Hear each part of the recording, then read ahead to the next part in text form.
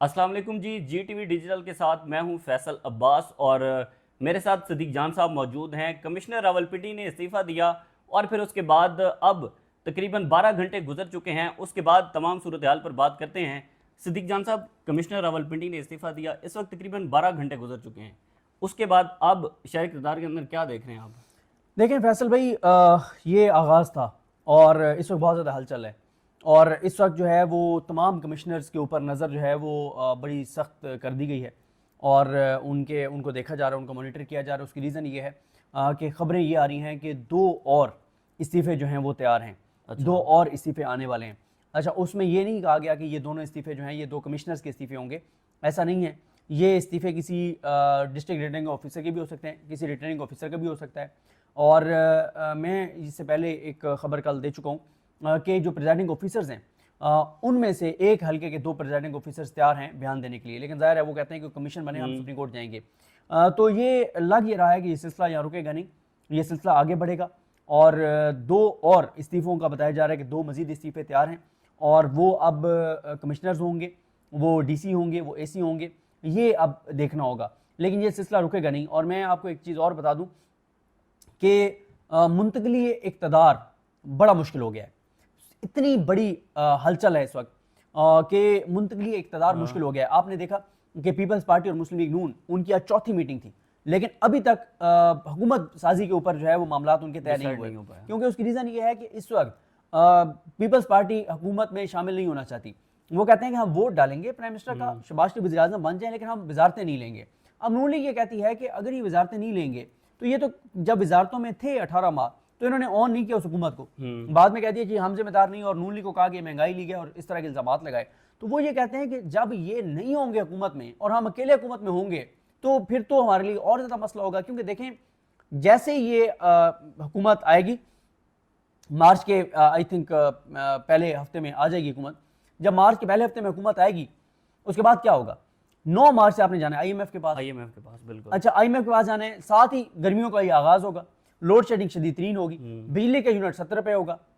आगे आप petroleum prices आपने बढ़ानी है, पहले इतनी ज़्यादा महंगाई है। इस वक्त महंगाई पाकिस्तान की तारीख की बुलंद तरीन सतह पर है। इस वक्त बिजली पाकिस्तान की तारीख की बुलंद तरीन सतह पर महंगी है। तो इस सारी सूरत हाल में फिर साथ आप देखें माह रमज़ान शुरू हो रहा है आई थिंक 12-13 मार्च से। बिल्कुल। जब माह रमज़ान शुरू होगा आपको पता है वो एक महंगाई की एक नई लहर आती है। ये बदकिस्मती है हमारे माशरे में, हमारे यहाँ के चीज़ें महंगी हो जाती हैं माह रमज़ान में बजाय इसके सस्ते होने की। तो साथ माह रमज़ान में फिर एक और आपको पता है माह रमज़ान में एक सेंटिमेंट्स होते हैं और फिर मुसलमानों की अक्सरियत जो है वो रोज़े रख रही होती है। ज़ाहिर है, बिल्कुल। तो उसमें यह है कि सब ने जिन्होंने रोज़े रखने हैं फिर वो फ्रूट भी लेना है, चीज़ें भी एहतमाम भी करना है, तो वो मतलब कोई आप ये ना समझें, मतलब ये नहीं होता कि वो कोई लग्जरी आइटम्स हैं, वो ज़रूरी आइटम्स होते हैं, ज़रूरी आइटम्स हैं जो रूटीन में लोग शायद रोज़मर्रा। पूरा महीना गरीब लोग बिल्कुल जो अफोर्ड नहीं कर सकते शायद ना खाते हों, महीने में 2 बार कोई चीज़ खा लेते हों, लेकिन वो फिर एक रिक्वायरमेंट होती है। एक ज़ाहिर है वो रोज़े का एक एहतमाम किया जाता है तमाम घरानों में, तो वो एक सबको ये फील हो रहा होगा महंगाई ये सारी चीज़, तो बड़ा दबाव होगा। तो इसलिए आप देख रहे हैं कि बहुत ही ज़्यादा रिलेक्टेंस है पीपल्स पार्टी की तरफ से कि हम क्यों जो है वो हम इक़्तिदार में इनके साथ शामिल हों। और पीपल्स पार्टी वजारतें नहीं लेना चाहती, लेकिन नून लीग ने भी शर्त रख दी है कि अगर ये वजारतें नहीं लेंगे तो फिर जो है वो हम किसी सूरत जो है ये हुकूमत वफाकी नहीं लेना चाहते। मतलब मसला यही है कि कोई भी हुकूमत नहीं लेना चाहता कि कल को जो हालात हैं, IMF के पास जाना है, वर्ल्ड बैंक के पास जाना है, या फिर जो महंगाई की एक नई लहर होगी वो ज़ाहिर है जो भी हुकूमत लेगा वो उसके सर जाएगा सारा। तो इस सारे सिनेरियो के अंदर पाकिस्तान तहरीक इंसाफ कहाँ पर खड़ी है? देखें, तहरीक इंसाफ ये अब अनाउंस कर चुकी है कि वो अपोजिशन में बैठेंगे, क्योंकि ये भी बहुत ज़्यादा चल रहा था कि कहीं तहरीक इंसाफ हुकूमत तो नहीं बना रही। तो तहरीक इंसाफ एक ही सूरत में हुकूमत बना सकती है, वो इस तरह से बना सकती है कि पीपल्स पार्टी भी विड्रॉ कर जाए, नून लीग भी विड्रॉ कर जाए, तब जो है वो PTI बना सकती है। लेकिन PTI क्या हुकूमत फिर भी बनाएगी? ये एक बड़ा सवाल है, बड़ा मुश्किल है। 92 MNAs के साथ आप कैसे हुकूमत चला सकते हैं? अच्छा, ये फिर पाकिस्तान की तारीख में पहली बार होगा कि 92 वोटों वाले हुकूमत में होंगे और बाकी अपोजिशन जो है वो उनसे डबल तादाद में अपोजिशन होगी। तो ये कैसे हो सकता है? आप कोई कानून पास नहीं करवा सकते, आपको बजट पास नहीं करवा सकते, तो क्यों तहरीक इंसाफ इस मौके पे हुकूमत लेगी? नहीं, तो यहाँ पर यह भी तो हो सकता है कि जो पाकिस्तान तहरीक इंसाफ की सीटें इस वक्त जो अदालतों के अंदर केस चल रहे हैं तो वहाँ से उनको सीटें मिल जाएं। हाँ, ये बात ठीक है, अगर ये हो जाता है फिर तो PTI को बनाएगी, लेकिन वो इतना आसान नहीं है ना। ट्रिब्यूनल्स में मामला सारे जाएंगे। अब जब ट्रिब्यूनल्स में मामला जाएंगे, ट्रिब्यूनल के 4 माह 120 दिन 120 दिन एक्सटेंडेबल है, वो एक्सटेंड कर सकते हैं।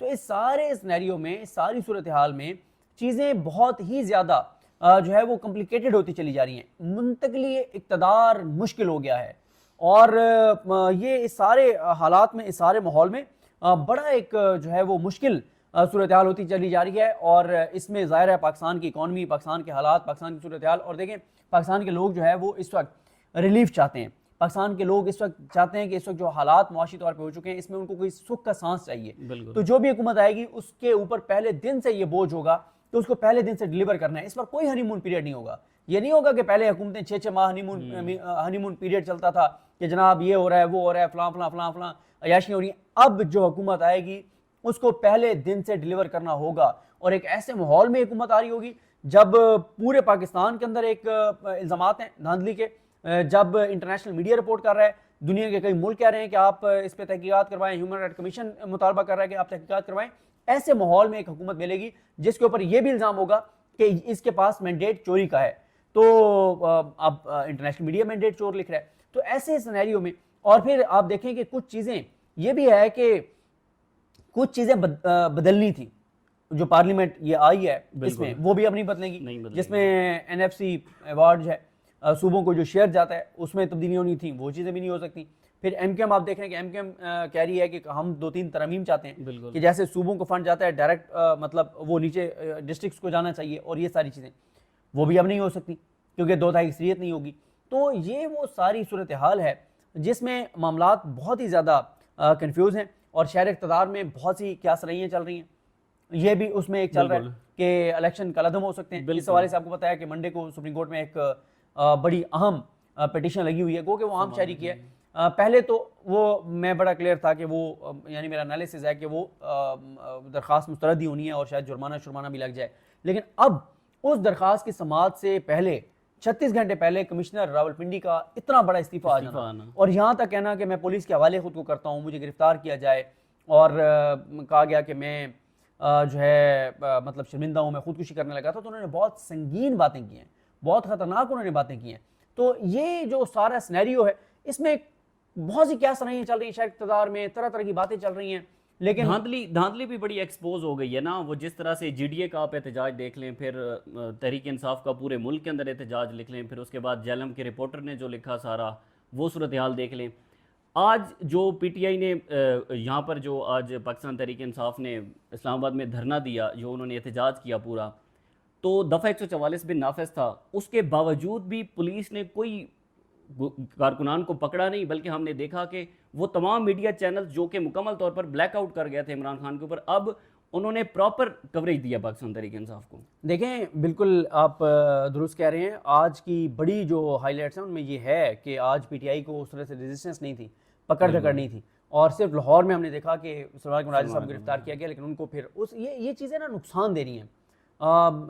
मतलब आप देखें ना, सलमान कुराजी साहब को गिरफ्तार करना ये एक अहमकाना बात है। इतना सीनियर वकील जिसको पिछले हम देख रहे हैं कि कोई 15 से 20 साल हो गए हैं, जिसको सुप्रीम कोर्ट अमायकस मुकर्रर करती है, अदालती मामले मुकर्रर करती है, सुप्रीम कोर्ट के जज उनका इनपुट लेते हैं, उनका एक बड़ा मकाम है, मर्तबा है, इज़्ज़त है, एहतराम है, बड़ी वो काबिल वकील हैं। तो इस सारे सिनेरियो में जो है वो मुझे तो चीज़ें बहुत कॉम्प्लिकेटेड नज़र आती हैं और मामला बहुत जो है वो गंभीर हो गया है। और इस वक्त देखते हैं कि ये इस्तीफे आते हैं नहीं आते, और अगर सुप्रीम कोर्ट कमीशन बनाते हैं तो उसमें तो बहुत लोग गवाही देने के लिए तैयार हैं। तो जो कमिश्नर रावलपिंडी है, ऐसा नहीं होना चाहिए कि उनके जो बयानात हैं उन पर तहकीकात होनी चाहिए, ना कि ऐसा होना चाहिए कि कमिश्नर रावलपिंडी को जो है वो ज़ुदोकोब किया जाए, उनको। बिल्कुल आप सही कह रहे हैं। देखें, अब मरियम औरंगज़ेब साहब क्या कह रही हैं, वो कह रही हैं कि जो लियाकत चट्टा हैं उनके खिलाफ तो तहकीकात करें, लेकिन उनके इल्ज़ामात जो हैं, जो उन्होंने इल्ज़ामात लगाए हैं, जो उन्होंने इंकशाफात किए हैं, जो उन्होंने एतराफ़ किए हैं, उसकी तहकीकात नहीं होनी चाहिए। वो क्या फजूल बात है भाई। आप जो वो बात कर रहे हैं उसकी तहकीकात करें। और देखें, अगर धांधली नहीं हुई, आप PTI को कहें कि नाम लो, किस को तुम कमीशन में बिठाना चाहते हो, नाम लो, 50 बंदों के नाम, तो हम उन 50 बंदों को कमीशन में बिठाने के लिए तैयार हैं। तो आप बात ही नहीं करना चाह रहे आप। तो ये इस सारी सूरत हाल में चीज़ें बहुत गंभीर होती चली जा रही हैं और मुंतकिली इक़्तिदार मुझे जो है वो मुश्किल होती हुई नज़र आ रही है। बहुत शुक्रिया सदीक जान साहब हमारे साथ मौजूद थे, जहाँ पर पूरे मुल्क में इलेक्शन के बाद जो है वो धांधली के ख़िलाफ़ एहतजाज हो रहे हैं। वहीं पर आज जो कमिश्नर रावलपिंडी हैं उन्होंने जो एतराफ़ किया, उनके एतराफ़ पर अब होना तो ये चाहिए कि उनका जो बयान है उस पर मज़ीद तहकीकात होनी चाहिए। लेकिन देखते हैं मज़ीद क्या डेवलपमेंट्स होती हैं। हमें इजाज़त दीजिए, अल्लाह हाफ़िज़।